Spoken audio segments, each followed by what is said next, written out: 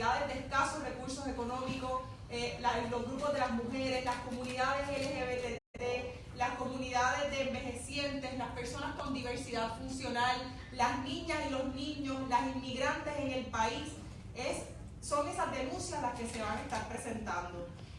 Las denuncias no las dividimos para efectos de leerlas, aunque la prensa las tiene en el comunicado de prensa, tanto la profesora Anita Yudkin como yo. Y dicen: la primera petición sería detener, eliminar y reparar todos los impactos de las medidas de austeridad fiscal que ha implantado tanto el gobierno de Puerto Rico como la Junta de Control Fiscal en los últimos años. La derogación inmediata de la ley promesa y que se le devuelva el derecho a Puerto Rico a declararse en quiebra o asumir sus propios planes para el manejo de la deuda. Que se establezca una moratoria extendida en el pago de la deuda, que se reestructure y, claro está, condicionado a que se celebre una auditoría pública, efectiva, participativa de la deuda. Que el gobierno de Estados Unidos, también con el apoyo del gobierno de Puerto Rico, elimine inmediatamente las leyes de cabotaje. En el sector educativo, en el ámbito educativo, la apertura inmediata de las escuelas. Que se le provea a los padres, a las madres, a las guardianas, a las comunidades, información transparente y correcta sobre el cierre y la apertura de las mismas. Que se garanticen los derechos de las niñas y de los niños con diversidad funcional. Que el gobierno detenga, elimine, repare todas aquellas acciones que han resultado en la reducción de derechos adquiridos, sobre todo en el ámbito laboral. Que se protejan y respeten los convenios colectivos, que se respeten las aportaciones patronales y el pago de la deuda a los sistemas de retiro. Que el gobierno de Puerto Rico brinda acceso a información clara sobre el número de personas que fallecieron como consecuencia directa del paso del huracán Irma y María, entendiendo por consecuencias directas no necesariamente los vientos ni las inundaciones, sino todas aquellas muertes que resultaron del mal manejo de la crisis y que tienen que ver con el cierre de hospitales, con suministros que se podrían en los puertos por semanas, con agua que nunca llegó, con comunidades y familias que se vieron obligadas a darle de tomar a sus hijas e hijos aguas contaminadas porque simple y sencillamente no había que beber. Y que se entiendan que esas muertes directas no pararon el 20 de septiembre, sino que todavía continúan en todas aquellas comunidades que todavía no han sido visitadas o que si han sido visitadas por el gobierno federal o por el gobierno de Puerto Rico ha sido de forma insuficiente.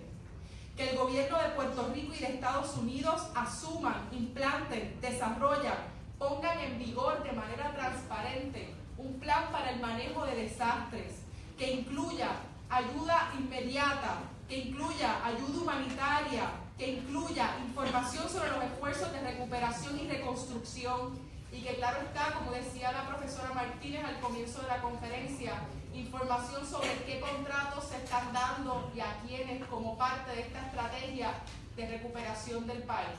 ¿Recuperación para quiénes? ¿Recuperación a cuesta de qué? Que el gobierno de Puerto Rico, el gobierno de Puerto Rico implemente protocolos efectivos para el manejo tanto de hospitales, pero también para el manejo de cadáveres. Que no se le diga a las personas cómo manejar un cuerpo en su residencia, sino que existan los mecanismos del gobierno para asegurar medidas sanitarias, pero también dignas para el manejo de estos cuerpos.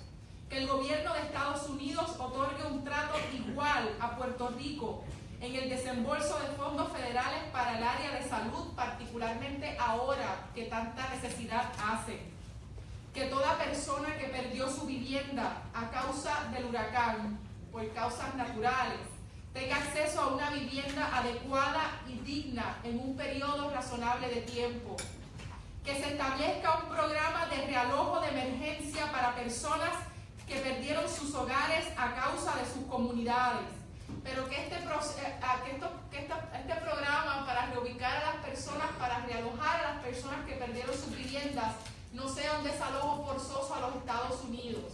Que ese programa de realojo de personas a nuevas viviendas y viviendas dignas sea con la participación de la persona y tomando en cuenta sus vínculos de apoyo comunitarios.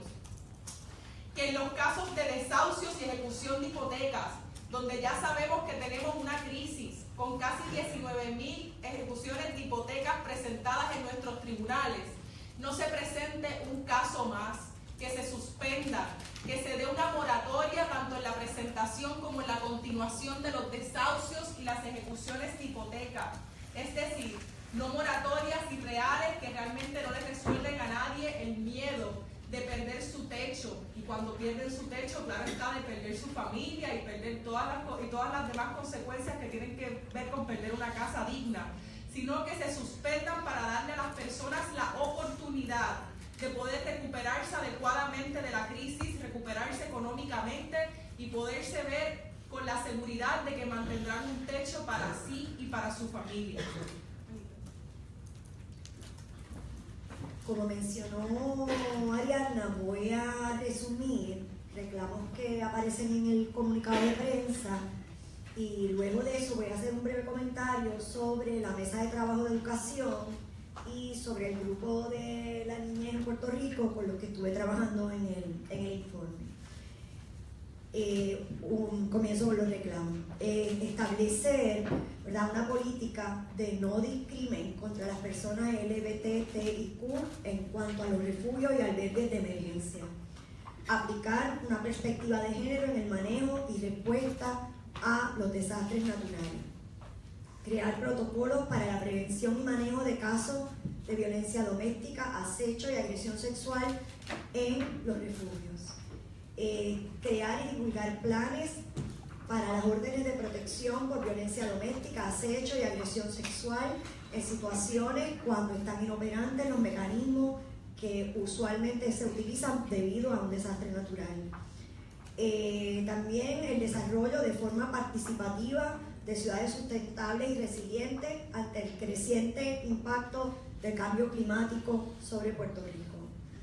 Iniciar una transición a fuentes de energía renovables y sustentables, que bien nos está haciendo falta desde mucho antes del paso de estos huracanes, como los demás reclamos que estamos mencionando aquí, que son agravados o se hacen visibles en este momento. También aumentar la producción local de alimentos al fomentar una agricultura ecológica para movernos, ¿verdad?, hacia la sustentabilidad alimentaria. Eliminar la injusticia ambiental, reduciendo la inequidad en la distribución de los riesgos y el efecto de la contaminación ambiental, así como en el acceso a nuestros recursos naturales, como el agua, la tierra y las costas. En cuanto al tema de la niñez y el tema de la educación, solamente quiero destacar dos puntos que van a estar contenidos en el informe. Tanto la UNESCO como UNICEF, especialmente UNICEF, ha establecido mundialmente lo que son protocolos para atender a la niñez en situaciones de emergencia. ¿Alguien ha escuchado a alguna entidad gubernamental en este país hablando de las necesidades, de los derechos, de los reclamos de la niñez en una situación como esta?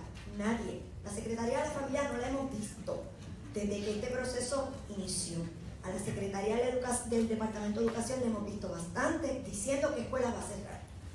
Pero nadie ha estado hablando desde la respuesta a la situación de emergencia sobre lo que son los derechos de la niñez y las necesidades particulares que tiene como población en particular vulnerabilidad.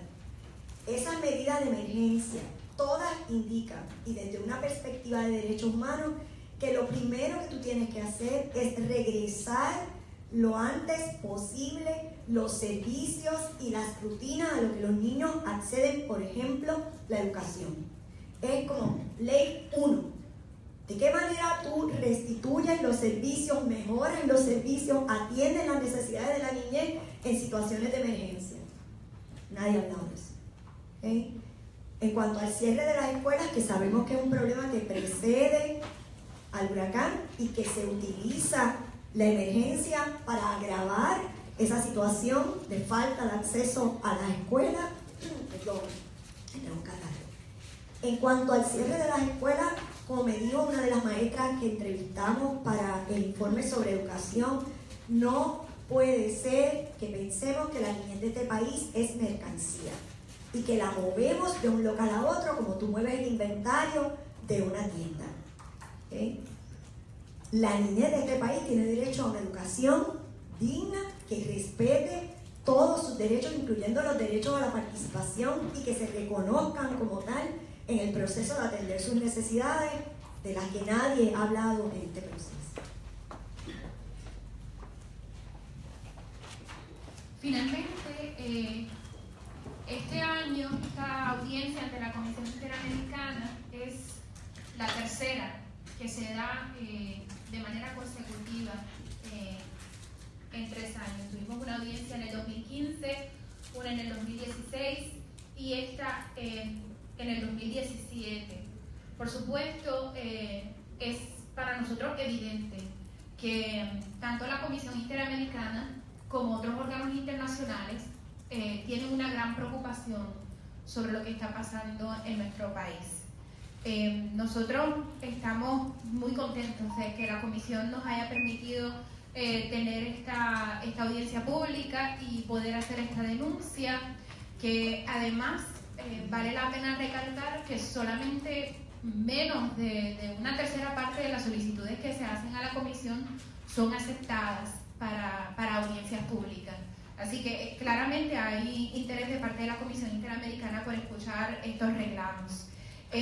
Además de eso, nosotros vamos a estar pidiendo que tanto la Comisión Interamericana como otros órganos de Naciones Unidas hagan acciones conjuntas de protección sobre Puerto Rico, emitiendo órdenes de cese y desista, así como órdenes para que se adopten acciones concretas sobre estas denuncias. Nosotros finalmente, como les comenté al inicio, esta audiencia será el 7 de diciembre a las 8:30 de la mañana de Washington, D.C. Se va a estar retransmitiendo en vivo a través de la página oficial de la Comisión Interamericana de Derechos Humanos, pero también hay una gran cantidad de organizaciones y de academias en Puerto Rico y de la diáspora que han decidido abrir espacios para ver y hacer pública esta retransmisión. Por ejemplo, aquí en la Universidad Interamericana va a haber una retransmisión ese mismo jueves en vivo en la Universidad del Sagrado Corazón, en la Universidad de Puerto Rico, en Mayagüez, en Ponce, en Matria, en Caguas, y así van a haber otros espacios. Nosotros hemos creado una página en Facebook donde estamos actualizando todos los distintos lugares donde se va a poder ver en vivo esa audiencia, que luego va a abrir espacio para que las personas que participen podamos discutir en estos distintos lugares lo que acabamos de ver en las denuncias al informe. Finalmente, queremos puntualizar que la atención internacional sobre Puerto Rico es cada vez mayor. Eso también lo evidencia la visita que va a hacer el experto internacional, o el experto de Naciones Unidas sobre pobreza extrema y derechos humanos a nuestro país como parte de su visita oficial a Estados Unidos. Él va a estar este domingo y lunes en Puerto Rico. Él se llama el profesor Philip Alston y va a estar visitando comunidades del sur como comunidades del norte, con 2 reuniones abiertas al público, una en Salinas, en el local de la UTIER en Salinas, el domingo 10 a las 12:30, y está abierta a todos los compañeros, compañeras y comunidades del sur, y otra a las 4:30 de la tarde en el Teatro de la Facultad de Derecho de la Universidad Interamericana. Así que esperamos que todos y todas se den cita a alguna de esas reuniones, pero que además este jueves 7 de diciembre sintonicen, escuchen, discutan, reciban el informe y no nos quedemos callados. Estas denuncias continuarán hasta que en nuestro país se le dé justa respuesta a nuestros reclamos. Muchas gracias. Si tienen alguna pregunta, este sería el momento. Jorge Muñiz, periodista de la agencia EFE. ¿Puedes preguntar no es tan difícil? ¿De qué temas trataron la audiencia en 2015 y 2016? ¿Y quiénes van a ser las 3 personas que van a deponer? Sí, en el 2015 la audiencia fue sobre situación general de derechos humanos en Puerto Rico y se realizó un esfuerzo similar, pero se enfocó en 5 temas: derechos de las mujeres, derechos de los niños, derechos de las personas LGBT, se trató el tema de privados de libertad, de poblaciones migrantes, y también se trabajó el tema de penas de muerte y su imposición en Puerto Rico.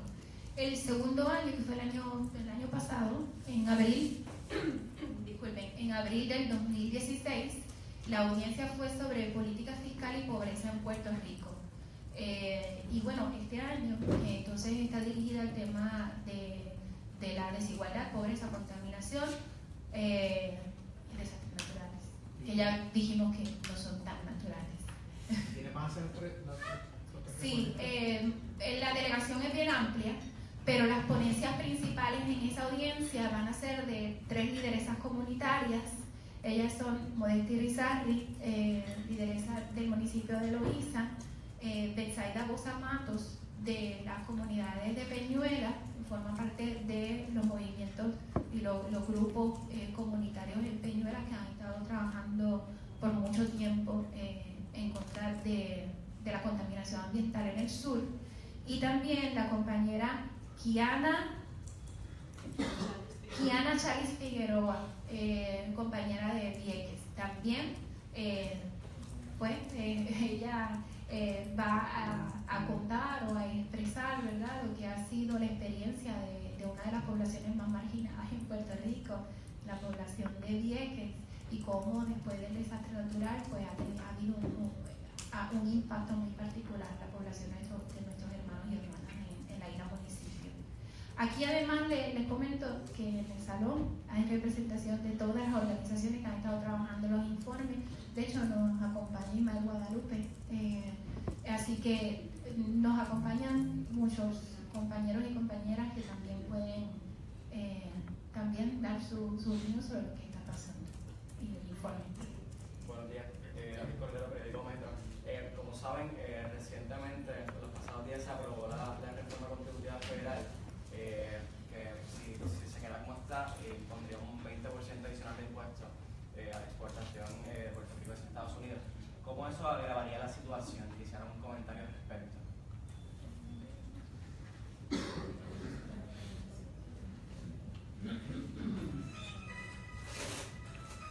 Yo creo que nadie debe tener duda alguna de que un impuesto adicional, tomando en cuenta el contexto de crisis económica que se encuentra en Puerto Rico, va a tener unos efectos nefastos.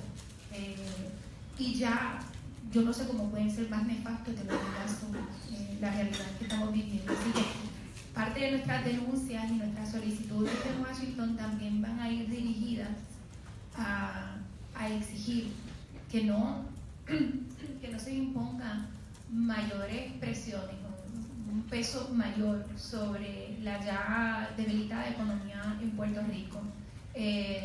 Nuestros compañeros y compañeras en Washington, además de la audiencia pública en la que vamos a participar, tenemos una agenda de trabajo bastante cargada de visitas a congresistas y de un trabajo con organizaciones en la diáspora para exigir precisamente acciones concretas de protección a los temas que nosotros estamos denunciando, y encima también denunciar que ese impuesto adicional pues nos hace un grave daño a la economía. Sí, sobre esa misma pregunta, esta mañana escuchaba un resumen del debate que existe entre el gobernador Pedro Rosselló y la comisionada residente Jennifer González en términos de cómo manejar este asunto de la reforma contributiva, y es claro que ninguna de las decisiones que se están tomando, ya sea en el gobierno de Puerto Rico o a nivel federal, tienen que ver con la realidad y la necesidad del pueblo puertorriqueño y sus derechos humanos. Son decisiones que se están tomando al margen de las necesidades del pueblo puertorriqueño y simplemente con consideraciones político-partidistas. Y esto pone claro que las decisiones que se toman sobre Puerto Rico y la situación de Puerto Rico no se puede analizar sin tomar en consideración la situación colonial de Puerto Rico. Las decisiones que toma el gobierno federal y las decisiones que toma el gobierno de Puerto Rico son a partir de los intereses de esa relación colonial y a merced del pueblo puertorriqueño. Por eso es importante que en este informe y en esta audiencia nosotros y nosotras nunca perdimos de perspectiva que la situación de derechos humanos en Puerto Rico tiene que ver con la situación colonial, tiene que ver con la crisis fiscal, tiene que ver con las medidas de austeridad impuestas, y que queremos denunciar precisamente que las decisiones que tomen los gobiernos de Puerto Rico y los Estados Unidos no han sido tomadas con la perspectiva de las necesidades de los derechos humanos en Puerto Rico.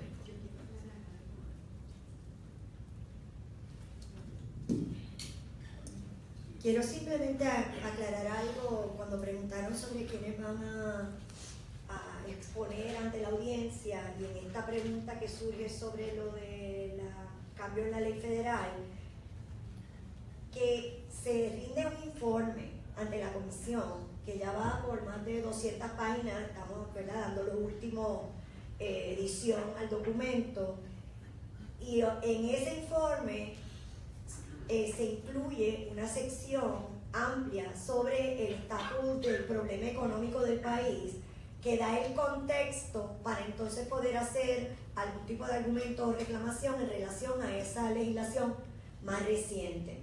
Entonces, el documento es mucho más extenso que lo que se expone ante la audiencia ese día, porque lo que hay son 15 minutos. Entonces, la audiencia tiene un propósito, ¿verdad?, de poner en carne y hueso los reclamos de nosotros como pueblo, esas 3 mujeres que van a sentarse allí a exponer lo que ha ocurrido. Pero el documento es mucho más extenso que lo que se expone en esos 15 minutos y entra en bastante detalle en cuál es el contexto económico en que estos problemas están surgiendo y en el que nos enfrentamos ante esta nueva ley o posible ley que viene desde el ámbito federal. O sea que ese detalle podría ser incluido en el documento todavía. Está incluido. Y la parte de la económica estuvo a cargo del profesor José Caraballo Cueto, de la UPR Calle. En esa línea, Gerardo Alvarado del Nuevo Día, quisiera que abundaran sobre la metodología de este informe. Ustedes han dicho que incluye testimonios, estadísticas, pero quisiera que abundaran sobre la metodología de ese informe, y quisiera que me dijeran también concretamente qué puede salir de esta presentación que ustedes van a tener, cuáles son los posibles resultados de esas denuncias y de estos reclamos. Usted habló de una orden de cese y desista, no sé si aparte de eso hay otras opciones o otras alternativas a los reclamos. La primera pregunta. La metodología, quisiera que abundara sobre la metodología. Bueno, al momento en que se solicitó la audiencia, la persona que solicitó la audiencia lo hizo sin servicio de electricidad, sin agua, con una linterna en la mano y con un hotspot que se caía constantemente, porque la solicitud se tenía que hacer por internet, y se pudo presentar con ese hotspot que, gracias a las maravillas de ese momento, pues funcionó. Esto lo digo porque, como ustedes saben, todos estamos todavía viviendo en unas circunstancias bien difíciles en nuestro país. Las más de 25 organizaciones que trabajaron en este informe lo han hecho también trabajando en esas circunstancias. La metodología es una muy amplia, bien amplia, la más amplia posible, de la manera en que nuestras organizaciones podían hacer el recogido de información. Algunas de nuestras organizaciones ya venían documentando, ¿verdad?, distintos asuntos. Por ejemplo, los que trabajan con temas de la mujer y trabajan con temas de violencia contra la mujer, sí tenían acceso a cierta información por el trabajo que realizan a diario. Y así cada una de las distintas organizaciones y profesionales que están en la mesa, en las distintas mesas de trabajo. ¿Qué hicimos? Hicimos una convocatoria bien amplia, y como dijimos, más de 25 organizaciones acudieron a la convocatoria como una necesidad de encontrar un espacio para hacer algo de denuncia. y nos dividimos en distintas mesas de trabajo, desde una mesa sobre el tema económico, una mesa de trabajo sobre el tema de manejo del desastre, una mesa sobre acceso a la información, libertad de movimiento y de expresión, otra mesa sobre derechos a la vivienda digna, una mesa sobre justicia ambiental, agricultura, derecho al agua y a la alimentación, una mesa sobre salud, y una mesa sobre poblaciones vulnerables, que ahí obviamente tenía una gran cantidad de distintos grupos trabajando sobre los temas de violación de derechos a distintos sectores específicos. Además, tenemos un capítulo específico sobre la situación en Vieques, gracias a los compañeros y compañeras de Vieques que se unieron también a este esfuerzo. Así que la metodología fue bien amplia. Tenemos un gran grupo de estudiantes, además de nuestra facultad y de la universidad y de la Facultad de Derecho de la Universidad de Puerto Rico y de otras escuelas de la Universidad de Puerto Rico y de la Universidad Interamericana, que se unieron al esfuerzo para levantar testimonios. O sea, aquí se visitó refugios, se fue en brigadas, se hizo un esfuerzo gigante de hablar con profesionales de la salud que dieron respuesta en hospitales. Se levantó información de brigadas del exterior que vinieron a Puerto Rico a dar asistencia. Hay también incluso información anónima, por supuesto, de oficiales tanto de gobierno como oficiales de las agencias federales de emergencia, como oficiales de la Policía de Puerto Rico, oficiales de la Guardia Nacional, o sea, personas que estuvieron en los distintos aspectos de respuesta a la emergencia. Así que la respuesta a tu pregunta es bastante compleja, porque pues se trató de levantar la mayor cantidad de información posible y de las maneras en que pudiésemos, que son bien diversas. Y la Comisión Interamericana de Derechos Humanos pues es el órgano internacional ahora mismo que puede tomar decisiones sobre la violación de derechos humanos en Estados Unidos. Como Puerto Rico es territorio de los Estados Unidos con nuestra relación colonial, pues también cae bajo la jurisdicción de esta Comisión Interamericana. Es una comisión compuesta por 7 expertos independientes internacionales y ellos toman decisiones. Nosotros tenemos ahora mismo ya ante la comisión al menos un caso de Puerto Rico sobre violación de derechos humanos, temas de contaminación ambiental y de los efectos nocivos que ha tenido en la salud. Además de eso, tenemos la posibilidad de con estas denuncias solicitar a la Comisión Interamericana que emita, como dije, órdenes de cese y desista, eso a través de una acción que se llama medida cautelar, que es una especie de orden internacional en situaciones de urgencia. La comisión lo ha hecho en circunstancias donde las violaciones de derechos humanos son graves y son urgentes, emite este tipo de órdenes en contra de estados o de países, así que salió una orden en contra de Estados Unidos. Así que esas son las acciones que podría tener. Nosotros, uno de nuestros mayores reclamos es que la Comisión Interamericana venga a Puerto Rico. Esta es la tercera vez que lo vamos a pedir, porque hemos ido esta es la tercera ocasión en que vamos ante la comisión a hacer denuncias en una audiencia pública. Ya la comisión el año pasado públicamente expresó que sí tiene interés en venir a Puerto Rico.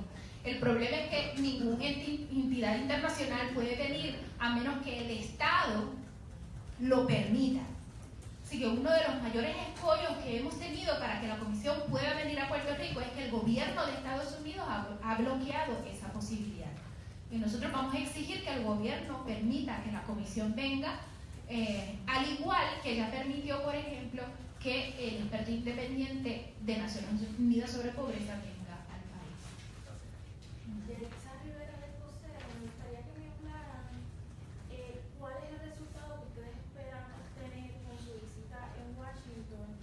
Y tengo otra pregunta por aquí, si hay alguna forma en estos momentos de atajar la crisis de derechos humanos que ustedes dicen que se dio en Puerto Rico. Si hay alguna alternativa de empezar a atajarla y entonces buscarle soluciones a todas estas problemas que están presentados.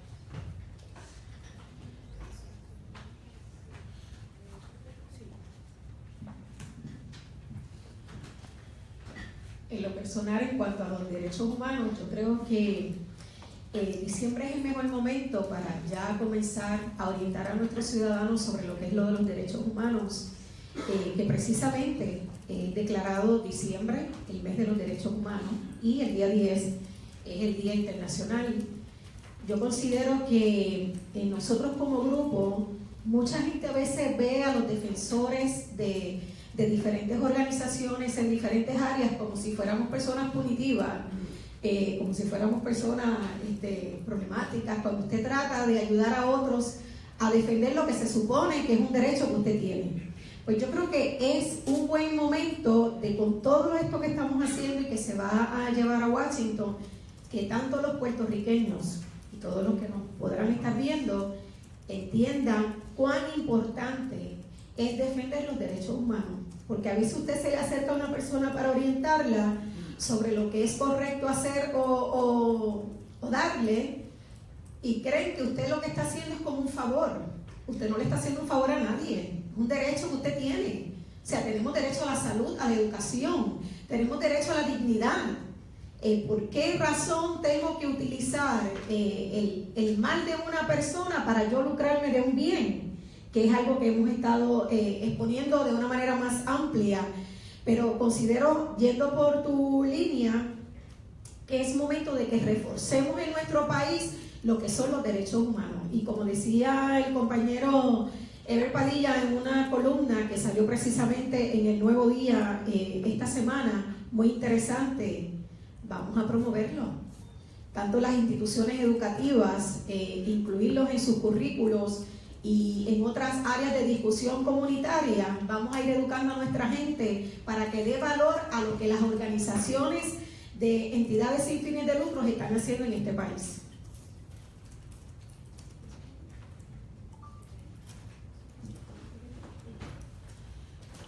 En términos de qué podemos hacer, bueno, lo primero es que la prioridad tiene que estar clara. La prioridad no puede ser la deuda, la prioridad no puede ser lo bonita, la prioridad no puede ser intereses político-partidistas, la prioridad tiene que ser los derechos humanos del país. Nosotros tenemos y nosotras unas peticiones específicas que ustedes tienen a la mano. Esas peticiones específicas están diseñadas y redactadas de manera que si los gobiernos las asumen, la situación de derechos humanos en Puerto Rico definitivamente va a mejorar. Estos no son peticiones abstractas, estos no son peticiones imaginarias, estos no son peticiones irrazonables, son peticiones bien razonables, son peticiones bien directas. Y es hora de que el país, de que el gobierno de los Estados Unidos, el gobierno de Puerto Rico atienda con prioridad la situación de los derechos humanos en Puerto Rico. ¿Qué esperamos? Pues esperamos, como dijo la compañera Anel Martínez, esperamos que la Comisión Interamericana emita unas medidas para atender esta situación.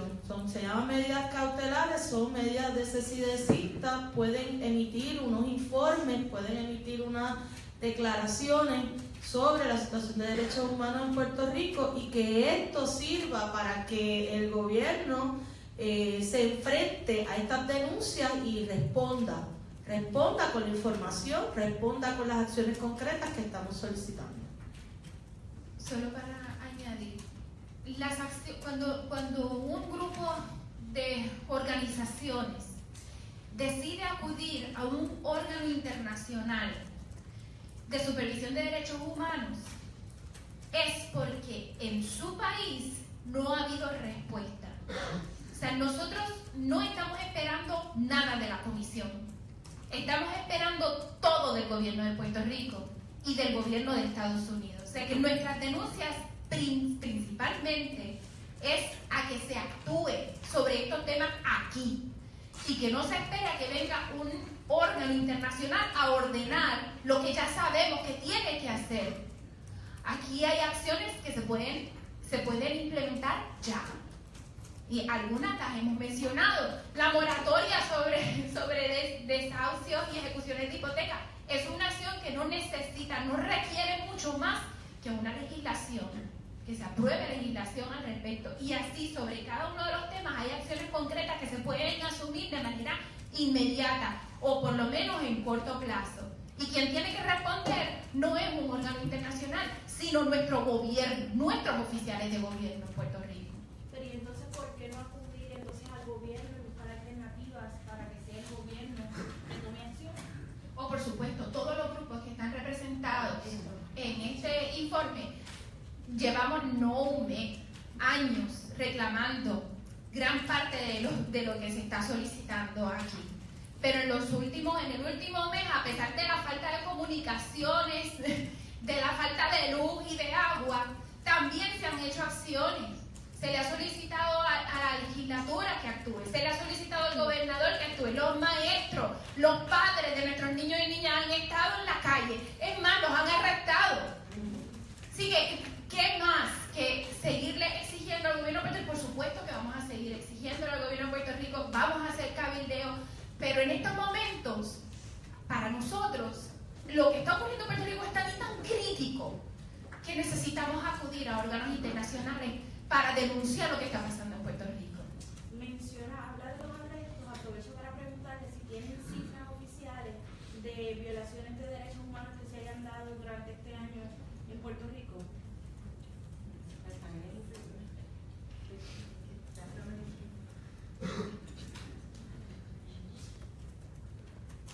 Es que es difícil, ¿verdad?, tener una cifra precisa, pero además,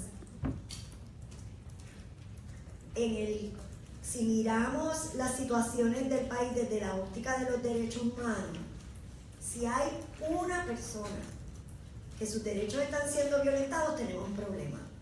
Y sabemos que son mucho más de una.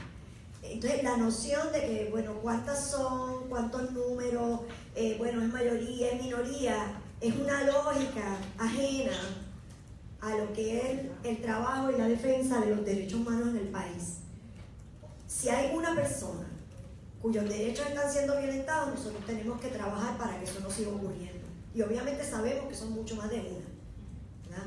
Y obviamente si hablamos de las escuelas puede haber una situación y pueden haber unos números, si hablamos de salud, pero ahora mismo no sabemos ni cuántos muertos tenemos en este huracán. O sea, precisamente la falta de información precisa sobre lo que está pasando en el país es en sí una violación de derechos humanos, ¿no? Entonces, por un lado es necesario tener esas cifras, por otro, la cifra de por sí misma no es la que nos mueve a hacer este trabajo. Una de las cosas que con mayor ahínco recoge este informe y que se repitió en los dos anteriores informes, y tiene que ver un poco con tu pregunta, aunque tengo otro comentario que hacer sobre ella, es la falta de acceso a la información y de estadísticas que recoge el gobierno. En ninguna agencia de gobierno tú vas a encontrar un número de algo que se denomine como violaciones de derechos humanos reportadas. Y una de las cosas precisamente que hacen informes y esfuerzos como este es apagar ese ruido de la politiquería, apagar ese ruido que obviamente tenemos en nuestras vidas personales porque no tenemos agua, porque no hay luz, porque no hay médicos, etcétera, etcétera.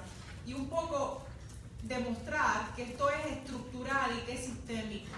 Que el hambre que tú tienes en tu casa, porque no tienes una nevera y no puedes guardar comida, es igual o se parece al hambre que están sufriendo Utuado, o al hambre en Cabo Rojo, o al hambre en Culebra. Un poco demostrar que a través de testimonios, que aunque esas cifras no existan, que aunque esas cifras no son confiables, que aunque esas cifras son manipulables en todo momento, la realidad es que aquí hay unas violaciones de derechos humanos que existen, que son palpables, que son concretas y que se pueden documentar a través de testimonios. Y por eso una de las exigencias constantes en este informe es: gobierno, tú tienes que recoger los datos. Gobierno, por ejemplo, yo tengo el privilegio de coordinar una iniciativa que se llama Ayuda Legal al Huracán María, y desde el 21 de septiembre estamos en distintas comunidades alrededor de la isla dando representación legal y apoyo legal gratis a las personas afectadas por el huracán en reclamaciones ante FEMA, procesos de apelaciones ante FEMA, procesos que tienen que ver con desahucio, ejecuciones de hipotecas, familia, etcétera, etcétera. Y una de las preguntas más grandes es pensar, cuando alguien en Maunabo nos dice: yo no sé leer ni escribir, pero vino un oficial de FEMA, me llenó una solicitud, yo no sabía qué decía, le pedía que me explicara y no me decía, esa queja se parece a la queja que nos encontramos en Aguadilla cuando una señora nos dice: pues vino la gente de FEMA, pero solamente hablaba inglés y yo no entendía, vinieron a mi casa y no tengo techo, no tengo respuesta y han pasado 60 días desde mi solicitud. Esas quejas se parecen o tienen que ver, por ejemplo, con yo decir los toldos no han llegado donde se necesitan, los suministros no han llegado donde se necesitan, a la gente diabética lo que le está llegando es una caja llena de dulces. Sí se parece y es parte de una estructura. Y ahí que podemos decir, oye, te faltan las cifras, pero tengo las voces de las comunidades o tengo las voces de la gente. Y eso son violaciones de derechos humanos palpables. Una muestra pequeñita, pero son palpables. Yo quería añadir, y quizás es más bien un llamado a la prensa, obviamente eso no lo van a poner, pero un llamado a ustedes, a que ustedes también tienen un rol trascendental en esto de denunciar las violaciones de derechos humanos en nuestro país. Primero, educar a nuestro pueblo, como bien nos decía nuestra lideresa, ¿verdad? Educar a nuestro pueblo sobre qué son los derechos humanos. Esto no lo tenemos que hacer las organizaciones solamente. Nosotros, en la medida en que tenemos un pueblo educado sobre sus derechos humanos, vamos a tener un pueblo que va a exigir, que los va a denunciar y que los va a defender. Así que ustedes tienen un rol trascendental. Segundo, basta ya de llevar un mensaje de que esto es una ayuda. No es ayuda. La gente tiene derecho a vivir dignamente. La gente tiene derecho a comer. La gente tiene derecho al agua. Así que no es mendigar ayuda, porque en la medida en que nosotros llevamos un discurso de la ayuda, nosotros pensamos que cuando yo pueda, yo llevo. Y esa es la posición que ha asumido el Estado. Cuando yo puedo, yo llegaré. Ay, es que no somos suficientes y son mucha gente. O esto que se lo dejen a la autogestión de las comunidades, ¿verdad? Y eso es un problema también, porque es una forma del Estado desvincularse de su responsabilidad de garantizar derechos. Así que yo los exhorto a ustedes a asumir esa línea también y exigir, cuando vayan a conferencias de prensa, cuando estén llamados a través del Estado, a exigir que se asuma esa posición de que esto no es una ayuda o vamos a ver cuándo llegamos, es que tenemos. ¿Por qué? Porque ese ser humano que está a su lado es una persona que habita en esta isla. Usted es periodista, ¿verdad? Pero usted también es parte de esta isla y usted ha vivido las consecuencias de estas violaciones crasas. Así que vamos a empezar a cambiar el discurso de ayuda y vamos a empezar a reclamar derechos humanos. Esa es mi exhortación. El gobierno no nos da los números. Eso es uno de los reclamos que nosotros tenemos y nosotras. Que no existen estadísticas claras. Nosotros y nosotras estamos proveyendo esos números. Ese informe va a estar lleno de números. ¿Cuál es el número? El número de muertes que no han sido, que no se ha proclamado por el gobierno, que son muertes relacionadas con el huracán. El número de escuelas que están cerradas. El número de gente que todavía está refugiada. El número de toldos que la gente no ha recibido, que ya están en Puerto Rico pero no se los han instalado, o la gente que no, que simplemente se le ha negado la ayuda de FEMA. El número de personas arrestadas por unos toques de queda establecidos por unas órdenes ejecutivas ilegítimas. El número de personas arrestadas por manifestarse en contra de las medidas del mal manejo de la crisis en Puerto Rico. Así que, aunque el gobierno no nos da los números, nosotros y nosotros estamos dando números. Y esas 200 y pico de páginas que hay en ese informe están llenas de números, y están llenas de testimonios, y están llenas de gente. Porque, de nuevo, aquí lo importante no son las cifras, aquí lo importante es la gente. Así que insisto en que la prioridad tiene que ser la protección de los derechos humanos en Puerto Rico.